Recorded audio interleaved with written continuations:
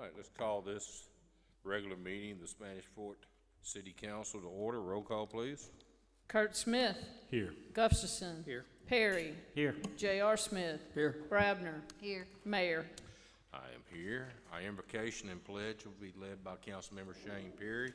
If you'll please rise. Father God, thank you for the opportunity to serve the city of Spanish Fort. Thank you for the citizens that we have. And Father, we pray that we do the best on their behalf and that you give us wisdom to make the right decisions and just be there for them when they need us. Father, thank you for our families. Thank you for our health. And thank you for this meeting. In your son's name we pray. Amen. I pledge allegiance to the flag of the United States of America and to the republic for which it stands, one nation, under God, indivisible, with liberty and justice for all.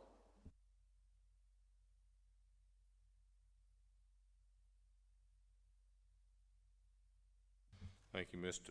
Perry. Ask for the approval of the previous meeting minutes, work session June 6, 2022, and a regular meeting June 6, 2022. Are there any corrections? If not, to stand approved as written. Reports of committees. Ms. Gaines? No further report, sir. Mr. Connor? No further reports from the work session. Chief Barber? Chief Hugh? Mr. Tugger? Good reports. Thank you all. Now I'd like to open up the floor for public participation. If you'd like to address this council, please come forward, give us your name and address. If you would, hit the speak button there in front of you. Perfect. Thank you. Good evening, Mayor and ladies and gentlemen of the council, esteemed members of the audience. My name is Sean Holland. I live at 2309 McPhillips Drive in Daphne, but since 1990, I have been a Spanish Fort historian, mainly focusing on the Revolutionary War era. Because when I moved here and bought land in Spanish Fort to build my house on, I discovered that Spain came to the lower continental United States with General Galvez. He brought soldiers, he conquered the lower Mississippi, and came across the Gulf Coast. And in doing so, he helped the American side of the revolution by deterring making some of the northern troops come down here to help fight him. I am the 9th generation of my family who is descendant of 3 of those soldiers who came with General Galvez. Sorry. My blood runs deep here, and I care very deeply about the history of Spanish Fort and of the entire northern Gulf Coast. I've been published in the Journal of Military Historians, which is now cataloged in the United States Military Academy Library at West Point.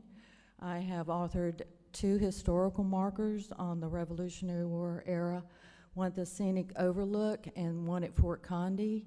And at the time I had them put up, they were the most up-to-date and accurate information on the battle of 1781, January, between British Allied forces from Pensacola coming to try to take back Mobile. But first they had to take the Spanish outpost, which Galvez built on the eastern shore of Mobile Bay at the base of the river at the head of the bay. If y'all haven't noticed, the area around Patrician Drive is an incredible high point that can look down over the bay and across the delta at the same time, so it had a very strategic location. There's also a site nearby of De Luna. When he arrived in Mobile Bay, he was searching for Pensacola, but he came up Mobile Bay, probably to the area of Spanish Fort, where he unloaded his horses and cavalrymen, where they went overland to Pensacola.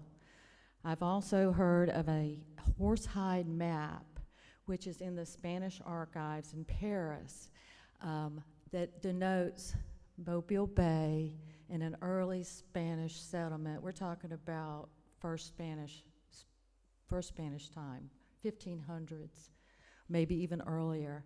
It notes a settlement at the location of our Spanish fort. I've been looking for a mission because there's Spanish missions all up and down every river and coastline of Florida, but you get to Mobile Bay and it's just like, it's the best bay on the entire Gulf Coast, has 5 river systems emptying into it that will infiltrate the entire southeast.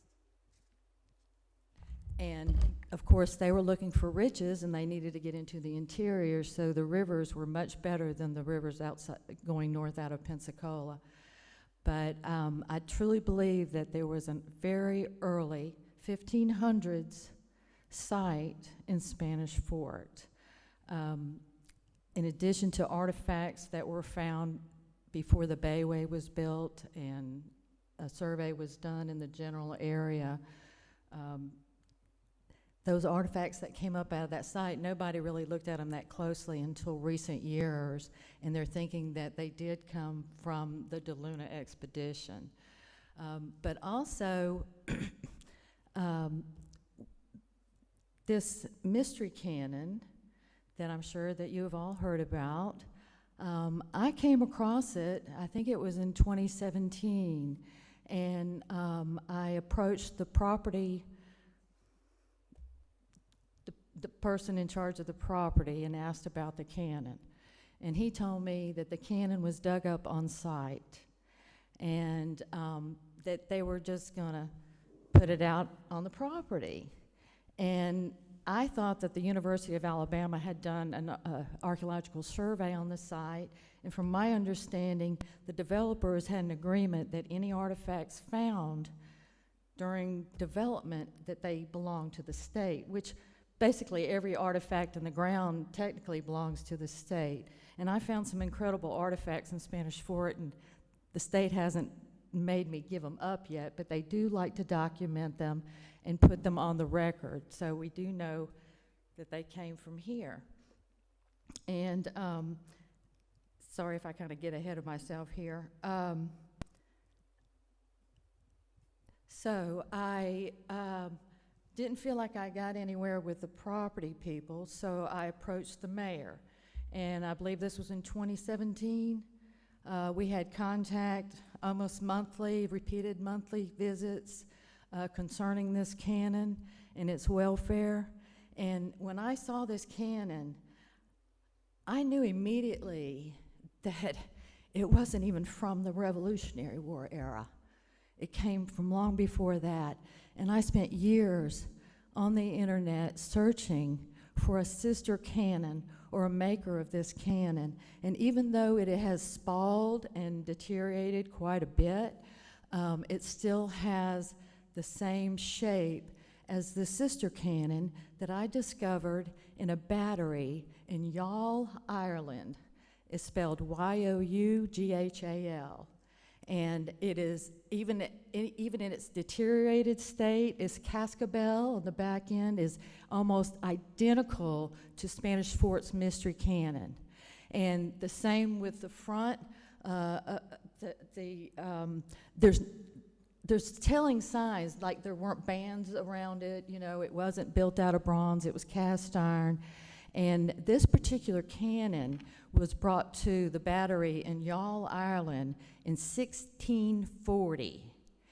It had been brought from Waterford Island, where it had been used in a very, very old battle in the 1500s. So it was an old cannon. Waterford could, you know, pass it on to another town that needed protection. So I'm just an amateur here, but what little bit I found out is more than what anybody else that I know has come up with. And the fact that this cannon has the potential to rewrite our entire Gulf Coast history. That's how old this cannon is. And so the city was kind enough to come up with the funds to take this cannon to Tallahassee, Florida. And I want to give a big shout out to the state of Florida for making room in their lab for our cannon. because they recognized that there was something extremely special about this cannon. And Florida pulls up how many cannons a year? You know, they're just cannon rich. So they have seen cannons after cannons after cannons coming up and going to the research lab. And a gentleman by the name of Ivor Molima, he's a Florida State marine archaeologist. As soon as he saw this cannon, he called me up. He was so excited. He sounded like a kid at Christmas time. He wanted to know everything about it. He said he had never seen a cannon like this out of all of the cannons that came through. And so I gave him a little bit of information. I thought maybe his position in the state would help him further the investigation a little bit more. But I had also researched a correct time period carriage for this cannon, because I think this cannon, even though we don't know its exact history, it deserves its honor, and it deserves a reproduction carriage made as best as we can possibly do it in the same look and time period that the cannon was made. And I searched years and found two master craftsmen, a master craftsman, woodworker, and a blacksmith. And they jumped at the chance to do the work for free, to build a replica carriage in order to place this cannon where it deserves to be. And I approached the mayor about this, and I asked him if we could put it in the foyer of City Hall. And do you remember what you said, Mayor? That's not what you said. You were worried that somebody would trip over it, is what you said to me. Now, the carriage sits up about 4 or 5 feet. It would be sitting on a platform. I think a mannequin in a full Spanish regalia uniform standing next to the cannon as people walk into the entrance of our City Hall will tell people immediately what Spanish Fort is about. And, excuse me. And to put this cannon any other place, let me just kind of put it this way. You find a very rare classic automobile, just incredible, and you spend a few $1,000s or a lot of $1,000s to make it look beautiful again.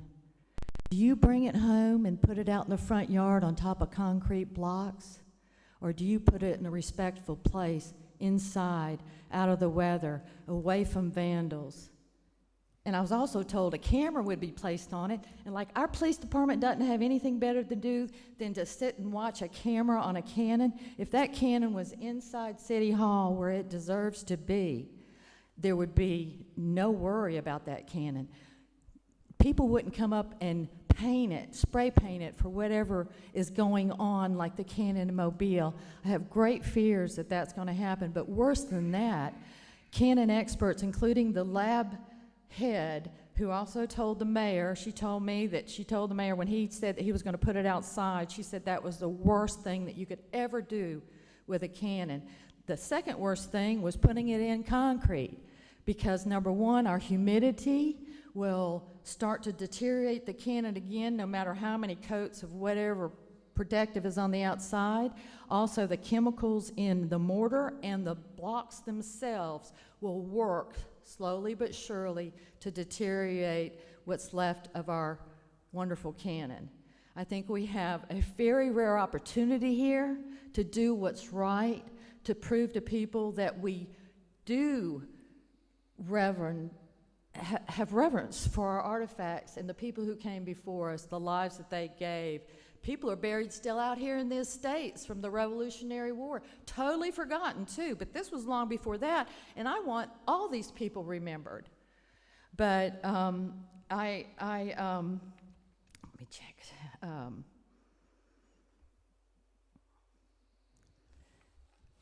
So I'm asking, number one, to give this cannon the respect that it deserves, and it honors the men who brought that cannon here from who knows where right now, I'm sure from Europe, the struggles they had here, that you're never going to get another cannon like that. No one's never, ever, in this whole area, even Florida doesn't have a cannon like that. And they're a little bit jealous, to tell you the truth. So, and also, I would like y'all to prove to the people of Spanish Fort that you know how to take care of artifacts properly, because there is a movement now to start a museum in Spanish Fort, which I've been trying to do for years, even threw it out at the mayor. I've started numerous museums in my life. I've actually spent a year displaying the Fairhope Museum before its opening, and anything having to do with putting a museum in I have offered to do that and have been turned down. I even have incredible artifacts that I have found on my property in Spanish Fort. The old Spanish Trail goes through my yard, and also I live on a French plantation site and Native American site. So there's many things that come up there. And also, a strange thing, a 3/4 inch natural hand-drilled amber bead. The archaeologists have never seen anything like that. Amber beads come from Norway and the Baltic region. So there's an opening there that we may have even deeper history than any of us imagine. But we also need artifacts. We need people to come forward, and I'm begging any metal detectors, homeowners, property owners to come forward with any Revolutionary War artifacts and let us document them. We're not going to take them from them unless they want to donate them to the city museum. But what has happened, even though all my research, documented research, points to Spanish Fort, and I also discovered the Rochon Plantation site where the fort sits. And if I read you the accounts of the battle standing in front of the fort, it all comes to life. It's all right there. And now there's a historical marker just put up in Daphne claiming that all this happened in Daphne. Yet they don't have any artifacts, no forts or anything, but it's based on the term La Aldea in some of the very rare references. It was also referred to as French Town, the French village of Mobile, and La Aldea.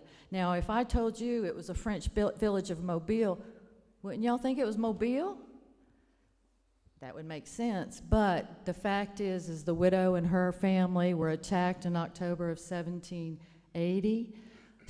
Their buildings were burnt down and they were taken to Pensacola, and there was accounts of this, so it pinpoints this happening in Spanish Fort, and we need to embrace our history. And I believe, if I have any questions, that Any questions for Ms. Holland? I will say this, Sean was very helpful in the early stages of that cannon. She was right there on site. She actually designed the cradle that we shipped this to Tallahassee and built it. and had it built, and then it was the strangest thing. We had to wrap that whole cannon in ace bandages, and I went to MedCap, and she had to order all these ace bandages because it had to be the adhesive type, and We didn't want it to fall apart. And then we had to buy noodles to pack it in. It was an undertaking. The lab was impressed. Yeah, they liked it. They sent it back in the same I cradle. was wondering. Yeah, they did. I was wondering. It Well, was I'll that good. donate it to the next cannon. Oh, great. Let's find another one. So, thank you for what you said. I'll ask the council. We'll take your thoughts under consideration and see where we go from there. But thank you for your part of this mystery that we had here in Spanish Fort. Well, it's a part of me. But also, if you raise it on a platform and then put the carriage on top, there's no way, and then put a little velvet rope around, it would be perfect. So I thank you all very much for your time. Thank you, Sean. Thank you, Mary.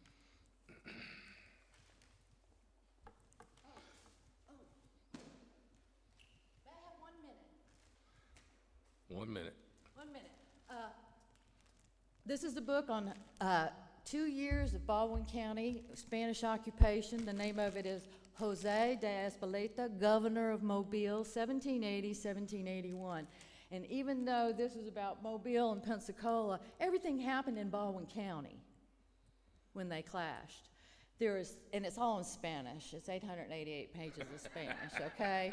So I've had a few people trying to interpret it for me, but I want to tell you that Spanish Fort was built in 1780, not 1993.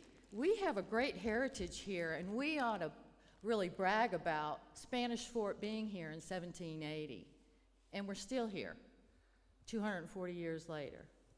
I think that would really help to put the history of Spanish Fort, on the map.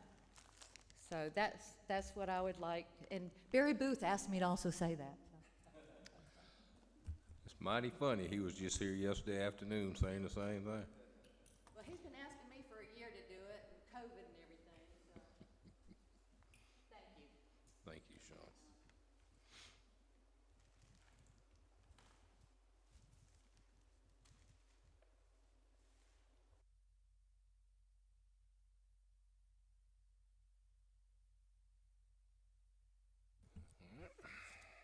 Anyone else? One other announcement that I didn't talk about in the work session, although we did talk about it in passing. I do want to take a moment and remember Miss Bobby Fortenberry, the wife of council member Bobby Fortenberry, who served several terms on this council. She passed away this past Saturday night.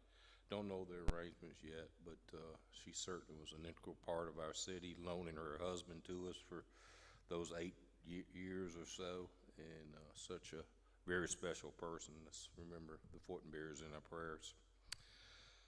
Under announcements, the City of Spanish Fort is surveying citizen interest in the City of Spanish Fort Museum, displaying the history of our community. If you're interested in volunteering your time, or if you have historical items relevant to the history of the Spanish Fort community that you're interested in donating or loaning to the city, please contact our city clerk, Ms. Rebecca Gaines, here at City Hall, or email her at cityclerk@cityofspanishfort.com.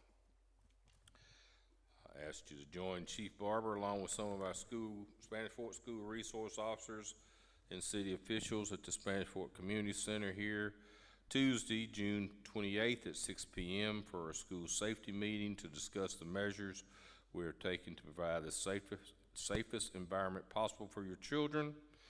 As we prepare for the new school year in August, we continue our commitment to protect and serve the children, teachers, staff, and administrators of all of our city schools. The City of Spanish Fort Community Center and the Spanish Fort Public Library will be closed Monday, July 4th for the holiday. The City Council work session will be held on Tuesday at 4:30 here at the Community Center. The council meeting opens at 6. There is no old business. On a new business, we've had audits that were presented to us to review.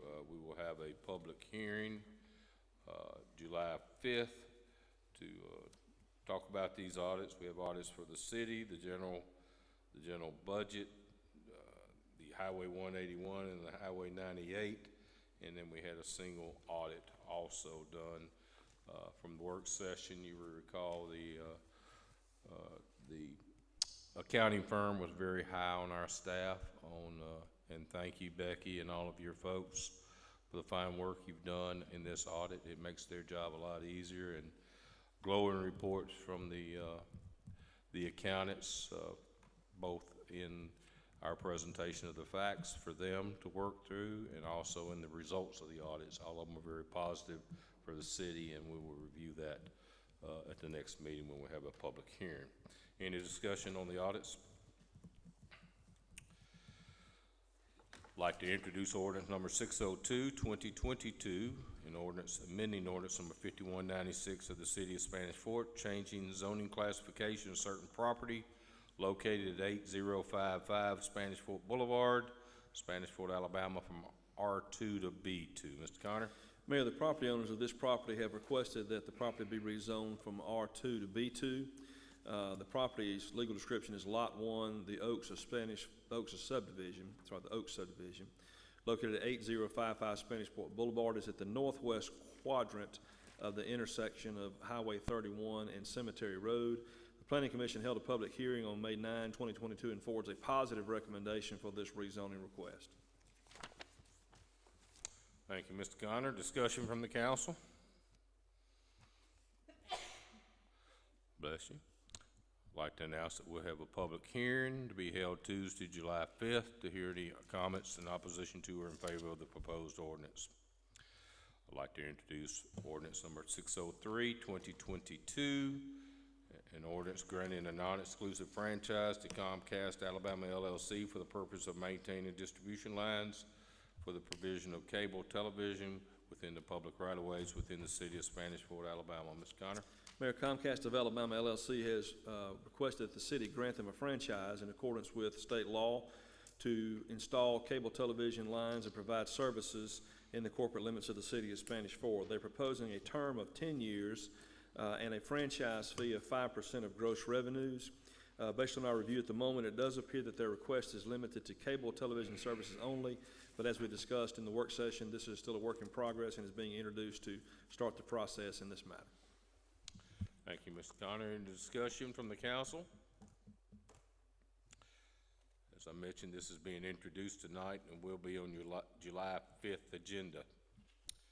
I'd like to present Resolution 1233, 2022, a resolution authorizing the mayor to enter into contracts for the provision of athletic camps. Mr. Connor? Mayor, this is a continuation of the city's efforts to provide athletic activities for youth in the city of Spanish Fort. This is a ongoing agreement with the athletic director at Spanish Fort High School to assist in providing athletic camps for school-age children for all sports offered at Spanish Fort High School. This contract is with Chase Smith for the purpose of providing athletic camps. He'll be responsible for paying the $32,000 that is the compensation will pay for all coaches that participate in the various camps that take place. There's a cap at the amount of $25 that can be charged per students based on the information, based on the contract and the compensation provided by the city. Thank you, Mr. Connor. Any discussion? Do I have a motion? I move to approve resolution 1233-2022. Second. Discussion? Roll call, please. Kurt Smith, Yes. Gustafson, Yes. Perry, Yes. J.R. Smith, Yes. Brabner, Yes. Mayor. Yes, the resolution is adopted. I'd like to present Resolution 1234, 2022, a resolution authorizing the mayor to execute a contract for services between the city of Spanish Fort and Sunset Contracting, Inc. Mr. Connor? Mayor, the purpose of this contract with Sunset Inc. is to remove and replace sidewalk panels, sand, clay base, and patch asphalt in certain areas along Wimbrett Way, 32426 Wimbrett Way, 32500 Wimbrett Way, and 32322 Wimbrett Way. The proposals are attached to the resolution, and the purpose of this is to repair issues and do some excavation, determine if there are any further drainage repairs that need to be made as part of this process.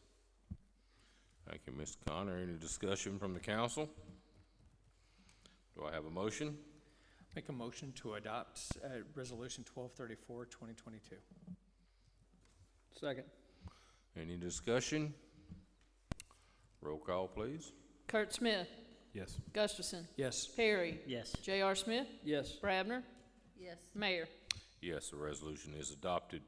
I'd like to introduce Resolution 1235, 2022, a resolution approving a contract with Unity Fiber. Mr. Connor? Mayor, the city of Spanish Fort has a franchise agreement with Unity Fiber for the provision of fiber optics and lines throughout the corporate limits of the city. As part of that agreement, there's provisions that require service to certain governmental facilities. This agreement would provide fiber optic services to the Spanish Fort Fire Station number 4, which is adjacent to Spanish Fort Elementary School. The one-time recurring charge for the line extension is $2,504.13, and a copy of the proposed service order is attached. Just for the public record, it's attached to the middle school, not the elementary school.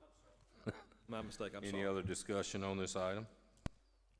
This is being introduced tonight and will be on your July 5th agenda. I'd like to introduce Resolution 1236, 2022, a resolution appointing a member to the Spanish Fort Public School Commission.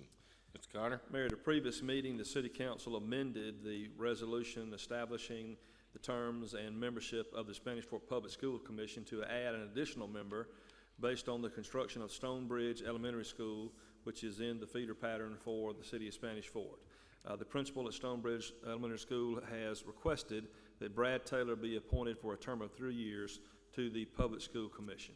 And for information, the Public School Commission is the commission that makes recommendations to the Board of Education regarding the expenditure of the special tax district proceeds that are collected in the Spanish Fort School District. Thank you, Mr. Connor. Any discussion from the council? This also is being introduced tonight, will be on your July 5th agenda. I'd like to introduce Resolution 1237, 2022, a resolution to adopt a records retention policy. Mr. Connor? Mayor, under state law, the city is required to keep certain records at different time frames depending on the functional use and the type of record that's being kept. The Alabama Government Records Commission has established a policy that can be adopted by municipalities. It's called the Local Government Records Commission policy that will assist in providing parameters for the retention of records. A copy of the proposed records policy is attached as Exhibit 1.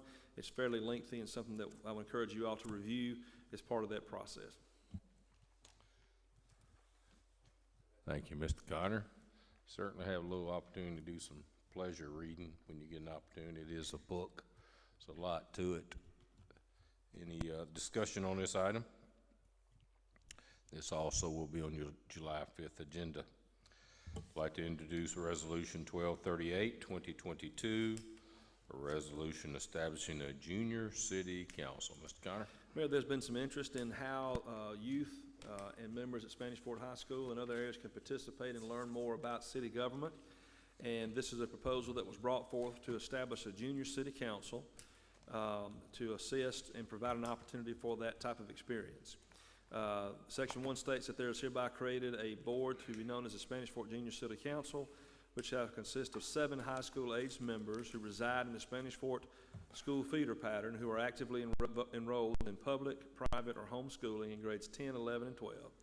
6 of the members shall be appointed by the city council, 1 member shall be appointed by the mayor, and they will serve for a term of 1 academic year from August through May, and states that application for membership shall be submitted to the city clerk at the time to be determined by the mayor, and that'll be in coordination with the schools as deemed necessary.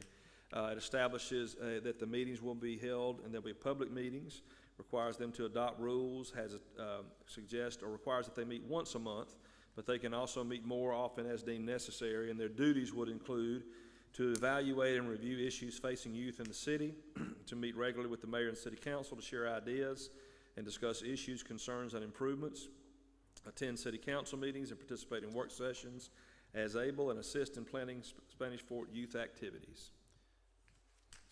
Thank you, Mr. Connor. Any discussion from the council? This also is being introduced tonight and will be on your July 5th agenda. Any other business come before the council tonight? Would like to remind everybody tomorrow is a election day, and please get out and exercise your right to vote. It's very important that you do so. Do I have a motion to adjourn?